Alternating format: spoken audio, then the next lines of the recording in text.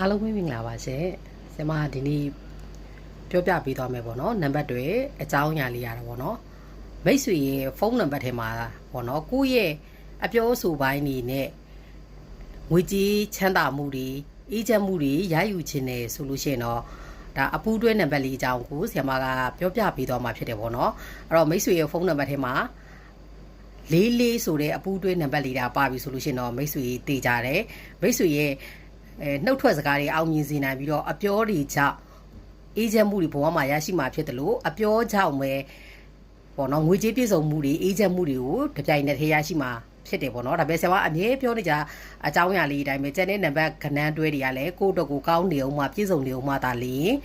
ဒါကိုယ့်ရဲ့စနေတနင်္ဂနွေတနင်္လာအင်္ဂါစသဖြင့်ခုနှစ်သက်ကြီးရဲ့အကြောင်းအရာတွေနဲ့ကိုယ့်အတွက်အကျိုးပေးနံပါတ်ဖြစ်တယ်ဆိုတော့ဒါမိတ်ဆွေပျော်ရွှင်ရမှာပဲဖြစ်တယ်ပေါ့နော်။နောက်လည်းစိတ်ဝင်စားစရာနံပါတ်တွေလေးတွေကိုဆရာမပြောပြပေးနေအောင်မှဖြစ်တဲ့အတွက်ဆရာမရဲ့ page လေးကို like အောင် follow ပါလေးပြုလုပ်ပေးဖို့အတွက်မမေ့ပါနဲ့နော်